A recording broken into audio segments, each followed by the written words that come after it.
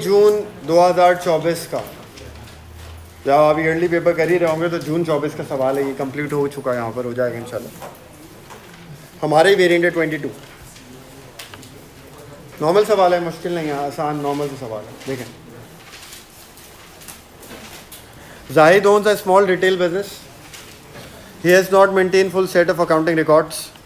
Zahid supplied the following information for the year ended 31st December 2023. Number 1, इसका साल कब खत्म होता है? दिसंबर 2023 में साल खत्म होता है, दिसंबर ईयर एंड होता है। All sales were made on cash basis, सिर्फ कैश सेल करता है, क्रेडिट सेल करता ही नहीं है। सारी सेल क्या है? Cash cell. कैश सेल कितनी हुई है? 190, और मार्कअप कितना है? कैश सेल्स ही सेल्स हैं, तो 195,000 ही सेल्स हैं। सेल्स पे मार्कअप लगता है या मार्जिन लगता है? सेल्स पे मार्जिन दिया हुआ क्या सवाल में, तो हमें यहाँ पे कन्वर्ट करना पड़ेगा मार्कअप टू कैसे करते हैं? Add numerator to denominator. कितना परसेंट है? 50% का मतलब क्या? 50 अपॉन। मार्जिन में कन्वर्ट करने के लिए क्या करना पड़ेगा? न्यूमिनेटर 50 को डिनोमिनेटर में लाके ऐड करना पड़ेगा, तो ये क्या होता है? 50 अपॉन इंटू 100, ये मार्जिन बन जाएगा। कितना परसेंट बन रहा है? 33.3333% मार्जिन है इस सवाल में, तो हमने मार्जिन निकाल लिया। हमारे पास क्या आ गया? मार्जिन आ गया। अब हम क्या कर सकते हैं? मार्जिन को, मार्जिन अब सेल्स से लग सकता है। सेल्स कितनी है? 195। इससे आप मार्जिन को मल्टीप्लाई करें, क्या आएगा? ग्रॉस प्रॉफिट आ जाएगा। तो सेल्स पे मार्जिन लगता है तो जीपी निकल आता है, तो सेल पे हम मार्जिन लगा रहे हैं, कितना है? 65,000 आ गया। ये ग्रॉस प्रॉफिट निकाल लिया, यही मांग रहा था इस रिक्वायरमेंट में, ये रिक्वायरमेंट पूरी हो गई। मार्कअप लगता नहीं है सेल पे, क्या लगता है? मार्जिन। हमने मार्कअप को कन्वर्ट किया मार्जिन में, ऐड न्यूमरेटर टू डिनोमिनेटर, हमने वो करके मार्जिन लगाया, सेल पे जीपी आ गया। ठीक है, सेकंड बात आगे वाले पार्ट, ये इन्फॉर्मेशन भी अवेलेबल है। गाइस बात सुने ध्यान से, opening inventory, closing. Opening closing आके खोल के देखेगा पेपर के अंदर। कभी कभार ये क्लोजिंग पहले देता है, ओपनिंग आगे देता है। डेट्स ध्यान से देखेगा, ये नॉर्मल है, जनवरी फिर दिसंबर। ठीक है, opening inventory, closing inventory. Payable का मतलब पीएलसी है, पीएलसी बीडी, पीएलसी है, सब परचेजेस क्रेडिट पर हैं। सप्लायर को ये दिए, ये क्या हो गई? और डिस्काउंट रिसीव्ड। इस इंफॉर्मेशन से आप पीएलसी बनाए, परचेज निकालें। बनाए पीएलसी, यहीं बना रहा हूँ। Liability brought down credit, CD, payment, discount received. Payable का बीडी देखें कितना है? 13,500। सीडी कितना है? डिस्काउंट रिसीव कितना है? पेमेंट कितनी है? 13424। परचेजेस बताएं कितनी आ रही है? परचेजेस आ गई, और कह रहे यही पीएलसी से कौन सी परचेज निकलती है? पीएलसी से क्रेडिट परचेज निकलती हैं, और उसने बोला इस सवाल में वो करता ही सिर्फ क्या है? Credit purchase. तो 136,900 परचेजेस आ गई। ठीक है, अब आप आगे आ जाएं। Zahid took goods for his own use, stock drawings. Own use क्या होता है? Stock drawings. कोई रिकॉर्ड नहीं है इसका, हमें नहीं पता स्टॉक ड्रॉइंग्स कितनी है, लेकिन हम निकाल सकते हैं स्टॉक ड्रॉइंग्स। कैसे निकाल सकते हैं? अब सुने, ऐसे ही जैसे स्टॉक ड्रॉइंग निकल रही है, ऐसे ही स्टॉक स्टोलन भी निकलता है। अब ये स्टॉक ड्रॉइंग बोले या स्टॉक स्टोलन बोले, इसी तरह निकल सकता है। अब क्या करना है सुने, अभी हम कैलकुलेट करते हैं। परचेज हमने निकाल ली, कितनी आई है? 136,900 ही आई है, वर्किंग मैंने यहाँ करी। ठीक है, अब यहाँ पे देखिए स्टॉक की ड्राइंग्स निकालनी है। मैं कॉस्ट ऑफ सेल्स बनाऊंगा, इनकम स्टेटमेंट वाला। कॉस्ट ऑफ सेल कैसे बनता है? ओपनिंग इन्वेंट्री, परचेजेस, कैरेज है इस सवाल में, स्टॉक ड्राइंग्स हैं। स्टॉक ड्राइंग परचेज से क्या होती है? अबे क्या दे? क्लोजिंग। परचेज रिटर्न तो नहीं है ना। ओपनिंग इन्वेंट्री देखें सवाल में कितनी है? 16,400। क्लोजिंग 16,400, 22,400, परचेजेस निकालिए 136, स्टॉक ड्राइंग पता, क्वेश्चन मार्क, इसकी वजह से कॉस्ट ऑफ सेल, ले हम कॉस्ट ऑफ सेल निकाल सकते हैं। कॉस्ट ऑफ सेल हमारे पास है, कैसे निकाल सकते हैं कॉस्ट ऑफ सेल? हमारे पास सेल्स है और ग्रॉस प्रॉफिट है, ये रहा ना। हमारे पास पहली रिक्वायरमेंट में क्या है? सेल्स, और साथ साथ क्या है? Gross profit. सेल और जीपी है, सेल और जीपी है। अब हम बेसिक सी इनकम स्टेटमेंट बना देगा, जल्दी सुनो। सेल्स कितनी थी? 195। ग्रॉस प्रॉफिट कितना निकला था? 65। कॉस्ट ऑफ सेल कितनी है? पता नहीं। सेल और ग्रॉस प्रॉफिट का फर्क क्या होता है? Cost of sale. सेल और ग्रॉस प्रॉफिट का क्या फर्क होता है? डिफरेंस निकालने कितना आ रहा है? 130। कॉस्ट ऑफ सेल आ गई हमारे पास। कॉस्ट ऑफ सेल हम यहाँ लिख देंगे 130। अब हम स्टॉक ड्राइंग निकाल सकते नहीं निकाल सकते? क्या फॉर्मूला बना? Opening plus purchases minus stock drawing minus closing is equal to cost of. Opening कितना है? 16,000। परचेज कितनी है? 136। स्टॉक ड्राइंग कितनी है? पता नहीं। क्लोजिंग कितना है? 22,400। कॉस्ट ऑफ सेल कितनी है? 1।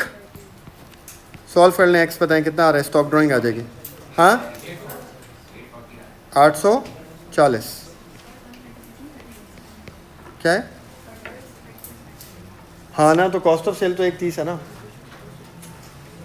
ओपनिंग के बाद मैंने लिखा परचेजेस, हाँ 136,900। पीएलसी से निकाली थी ना, ये नहीं ना।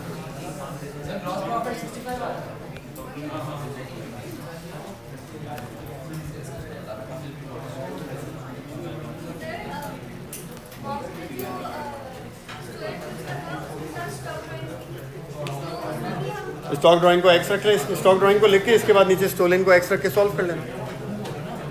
भाई अगर स्टॉक स्टोलिन का सवाल आया था गाइस, स्टॉक स्टोलिन का सवाल था, आप क्या करोगे? इसी तरह सॉल्व करोगे। स्टॉक ड्राइंग दी हुई थी सवाल में, वो लिखोगे, इसके नीचे लिख दोगे स्टोलिन स्टॉक क्लोजिंग इन्वेंटरी से पहले, उसको क्वेश्चन मार्क डाल दोगे, निकाल लोगे आप स्टॉक स्टोलिन। वो सवाल भी करा दूंगा मैं, लेकिन निकाल सकते हो आप। मार्क का मार्जिन कई गेम है, ये इसी तरह से होगा सेम। सेल पे लगेगा मार्जिन, ग्रॉस प्रॉफिट आएगा, ग्रॉस प्रॉफिट और सेल का फर्क, कॉस्ट आ जाएगी, कॉस्ट ऑफ सेल आ गई, तो बीच में से जो चीज गायब है वो आप इक्वेशन बना के निकाल करूंगा यार, वो किया नहीं अभी, सॉल्व करके दे दूंगा। सही हो गया ये, स्टॉक ड्राइंग आ गई। अब आगे पार्ट पाते हैं, जल्दी इधर देखें। नॉन करंट एसेट की इंफॉर्मेशन आपको दे रहा है। नॉन करंट एसेट साल के शुरू में, नॉन करंट एसेट साल के आखिर में। During the year non current asset बेचा कितने का? नॉन करंट एसेट बेचकर पैसा कितना मिला है? पैसे कितने मिले? 5,600। कल पढ़ाया आप लोगों को मैंने। नेटबुक वैल्यू बिकने वाले एसेट की कैसे निकालते हैं, कॉस्ट भी निकालना बताइए, और बिकने वाले एसेट की नेटबुक वैल्यू भी निकालना बताइए। आगे सुने तो opening net book value, closing net book value. During the year हमने एसेट बेचा, कितने का बिका है वो? 5,600 का। ये कैश मिल रहा है इसको बेच के, और क्या हुआ इस पे? प्रॉफिट हुआ है 2,400 रुपए का। तो कल आपको फॉर्मूला लिखवाया था, नेटबुक वैल्यू निकालने का फॉर्मूला क्या है? कैश लॉस होता है तो प्लस होता है, प्रॉफिट होता है तो माइनस। यानी कि 5,600 रुपये मिलने मुझे एसेट को बेच के, और 5,600 रुपये मिलने के बाद मैं क्या कह रहा हूँ? 2,400 रुपये का मुनाफा हो गया, ज़्यादा मिल गया। तो चीज़ थी कितने की? माइनस कर दिया। कितने की थी? 3,200। तो ये 3,200 क्या आ गई? नेटबुक वैल्यू किस चीज़ की? Of asset sold. अगर लॉस होता तो वो क्या होता? ऐड होता। कराया है कल डिटेल में आप लोग। अब आगे बढ़े, एडिशन हुए, एडिशन भी बताएं कितने के? 9,000। डेप्रिसिएशन निकालिए, बनाए net book value account. Net book value account में क्या आता है? Format BD, addition, disposal, CD। अगर किसी को ये नहीं पता ना कि नेटबुक वैल्यू कैसे निकालते हैं बिकने वाले की, ये पूरा सारा पूरा गलत होगा ये, क्योंकि डेप्रिसिएशन के मार्क्स रखेगा वो, ये पूरे मार्क्स जाएंगे इसके। BD क्या है? 194,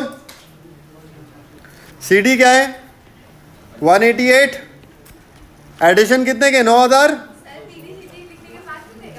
नहीं क्यों देगा, डेप्रिसिएशन निकालने के मार्क्स होंगे ना वो। BD/CD एडिशन 9200, डिस्पोजल कितना निकला है 5600, नहीं है 5600 कैश मिला है उसको, ये नेटबुक वैल्यू नहीं है।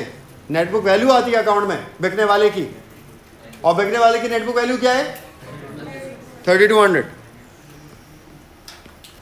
डेप्रिसिएशन आ जाएगी, कितनी आ रही है,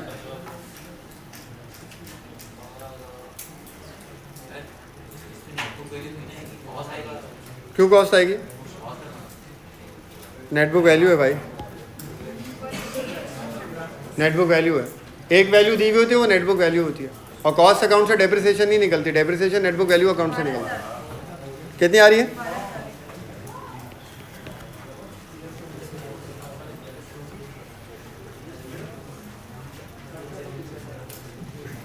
नेक्स्ट पे आ जाए। सही, सिंपल नेटबुक वैल्यू अकाउंट था, बस एक टेक्निकल बात थी इस सवाल में। टेक्निकल बात क्या थी इस पार्ट में, बिकने वाले की नेटबुक वैल्यू आएगी, वो नहीं दी हुई थी, वो हमने निकाल ली। नंबर 2 पे आ जाए। Next, income from rent receivable. ये रेंट रिसीवेबल, रिसीवेबल का मतलब हमें रिसीव हो रही है, अदर इनकम है हमारे लिए, ये इनकम का अकाउंट बनेगा, इनकम अकाउंट है। रेंट रिसीव हो रहा है, पे नहीं कर रहे, रिसीव हो रहा है, इनकम अकाउंट। सुने क्या कह रहा है, owing to business 280, income accrued, income accrued, पैसे मिले, इनकम एडवांस, यानी कि साल के शुरू में हमारी इनकम अक्रूड है, साल के आखिर में इनकम एडवांस है।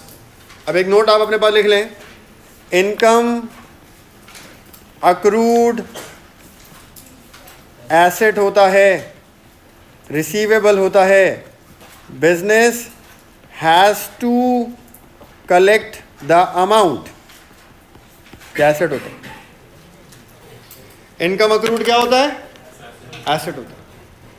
याद रखें, इनकम अक्रूड क्या होता है, एसेट होता है, इनकम अक्रूड एसेट होता है, एक्सपेंस अक्रूड लायबिलिटी होता है, इनकम अक्रूड क्या होता है, एसेट। ये वो पैसा है जो हमें इनकम का लोगों से लेना है, रिसीव करना है, business has to collect this amount, ये बिजनेस को पैसे लेने हैं, कलेक्ट करने हैं, ये क्या है, ये एसेट है, ये एसेट है, ठीक है।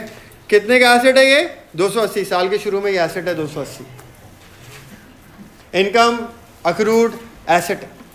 और एक और बात आगे सुन लें, इनकम एडवांस लायबिलिटी होता है, इनकम एडवांस लायबिलिटी होता है, ये क्या है, इनकम इन एडवांस, इनकम के पैसे एडवांस में मिल गए, अभी तक कमाए नहीं है, पैसे पहले ही मिल गए, हमारे ऊपर क्या ये उधार है, लायबिलिटी, हमें इसके अगेंस्ट सर्विस देनी है।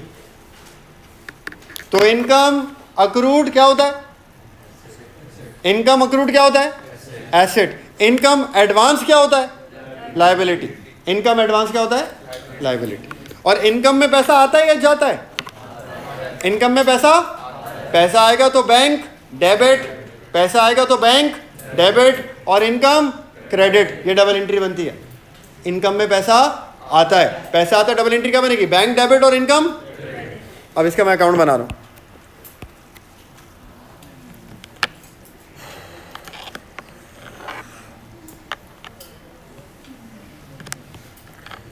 Rent receivable income account, income का अकाउंट है। अब हम एसेट और लायबिलिटी के हिसाब से इसको समझेंगे, कोई रट्टा मारने की हमें ज़रूरत नहीं। अब मेरी बात सुने, आप लोग खुद बताएंगे, आप लोगों से खुद बन जाएगा ये अकाउंट। इनकम अक्रूड एसेट है लायबिलिटी है, ब्रॉड डाउन का आना चाहिए, एसेट है तो डेबिट या क्रेडिट, क्या ये इनकम एसेट, ब्रॉड डाउन का आएगा, सीडी का आएगा, ऐसे ही है, एसेट है इसलिए, right. Income accrued, brought down देखें कितना है, सीडी है इसका, सीडी में वो एडवांस है, एसेट नहीं। तो इनकम अक्रूड एसेट है, brought down debit, asset brought down debit, CD का है क्रेडिट, ब्रॉड डाउन था लिख दिया, सीडी नहीं था नहीं लिखा। क्लियर है बात, इसमें कोई मसला। ये देखें ब्रॉड डाउन में एसेट था 280, क्लोजिंग में क्या है, एडवांस है, एसेट नहीं है, तो एसेट नहीं था। अब आप आ जाओ एडवांस पे। इनकम इन एडवांस क्या होती है? Income in advance brought down, liability का ब्रॉड डाउन, और सीडी क्योंकि ये लायबिलिटी है। बस आपको सिर्फ ये पता चाहिए एसेट क्या है, लायबिलिटी क्या है। ये लायबिलिटी है तो brought down credit CD. Advance का ब्रॉड डाउन है, सीडी है, कितना है?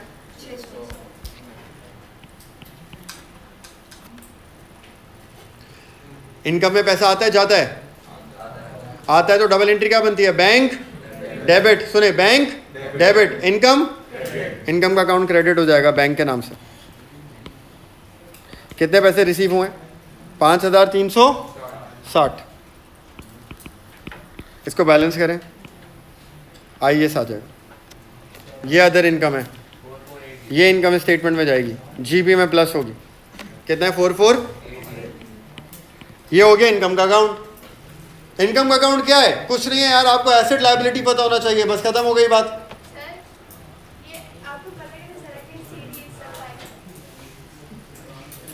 एडवांस क्या होता है? इनकम इन एडवांस एसेट या लायबिलिटी? लायबिलिटी। लायबिलिटी का ब्रॉड डाउन कहाँ है? Credit pad. तो ब्रॉड डाउन क्रेडिट उसका सीडी कहाँ हो? ये ना, ये देखो साल के आखिर में रिसीव्ड इन एडवांस, यानी कि इनकम इन एडवांस। साल के शुरू में ओइंग, अक्रूड। ओइंग और अक्रूड सेम होता है। अच्छा यार आगे आते हैं एक्सपेंस पे। प्रीपेड है लेकिन किस, एडवांस प्रीपेड सेम बात है, लेकिन किसका? ये इनकम का। इनकम का एडवांस प्रीपेड क्या होता है? लायबिलिटी। इनकम का एक्सपेंस होता तो एसेट होता प्रीपेड।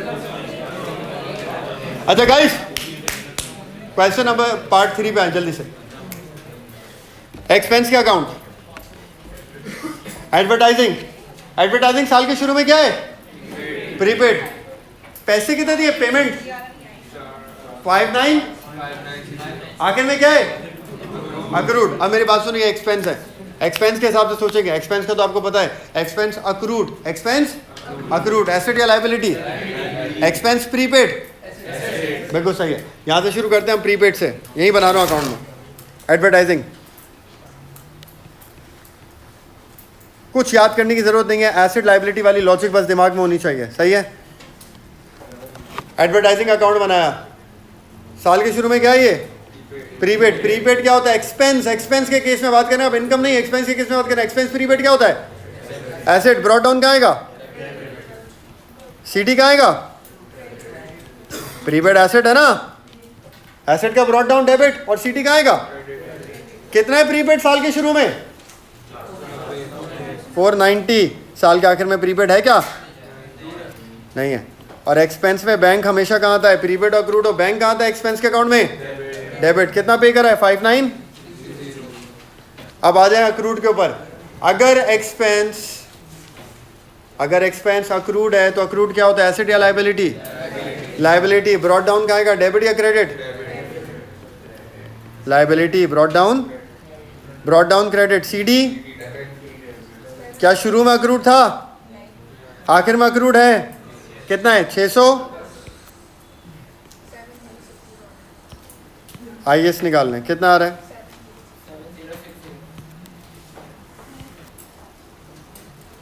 ठीक हो गया। Prepaid asset, brought down debit, CD credit. Brought down था लिखा, सीडी नहीं था नहीं लिखा। Accrued liability, brought down credit, CD debit. Brought down नहीं था नहीं लिखा, सीडी था अक्रूड का लिख दिया। बैंक यहीं आएगा। नेक्स्ट पे आ जाए, जनरल एक्सपेंस।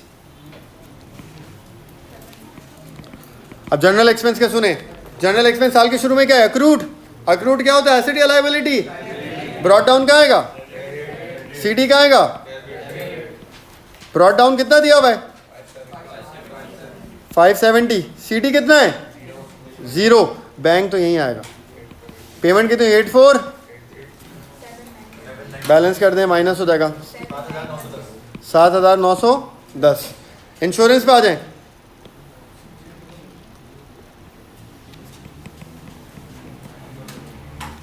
इंश्योरेंस साल के शुरू में क्या है? इधर देखिए गाइस, साल के शुरू में इंश्योरेंस क्या है? प्रीपेड, प्रीपेड क्या होता है? Brought down debit.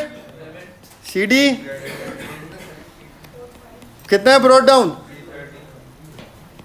सीडीबीसी का है कितना है? बैंक यहीं आता है, प्रीपेड और क्रूड एक्सपेंस में डेबिट पे कितना है? 4500 44। इसके बाद आते हैं चौथे पे, वेजेस। वेजेस को देखें, साल के शुरू में कुछ है, आखिर में क्या है? अक्रूड। अक्रूड क्या होता है? एसेट या लायबिलिटी? लायबिलिटी का ब्रॉट डाउन। सीडी बैंक यहीं आता है, ब्रॉट डाउन नहीं है। सीडी है, अक्रूड कितना है? 400 और बैंक से पेमेंट 12,000। आईएस 870। ठीक हो गया, ये टी अकाउंट्स बन गया। जीपी का आगे सॉल्व करना है, जो आईएस निकाला आपने अदर इनकम का वो लिखेंगे, इनकम का क्या लिखेंगे? आईएस, और एक्सपेंस की भी कौन सी वैल्यूज लिखेंगे? आईएस। दो अदर इनकम है इस सवाल में। इस सवाल में कितनी अदर इनकम्स हैं? एक डिस्काउंट रिसीव्ड और एक रेंट इनकम रिसीव्ड, आईएस। बाकी खर्चे आ जाएंगे, डेप्रिसिएशन, 4 एक्सपेंस जिनके आईएस निकालें, प्रॉफिट और लॉस निकल जाएगा।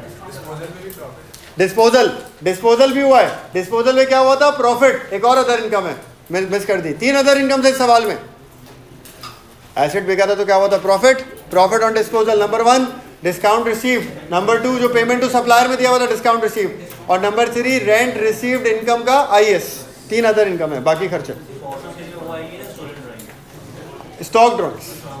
हाँ, लेकिन ये तो जीपी के आगे से सॉल्व करना है ना, वो तो हम पहले कर चुके हैं। हाँ, जीपी यहाँ नहीं ना, जीपी यहाँ लिखोगे, जीपी के आगे से शुरू करोगे ना। हाँ, प्रॉफिट हुआ है ना, डिस्पोजल में प्रॉफिट होता तो इनकम होता है ना, अगर लॉस होता तो एक्सपेंस होता।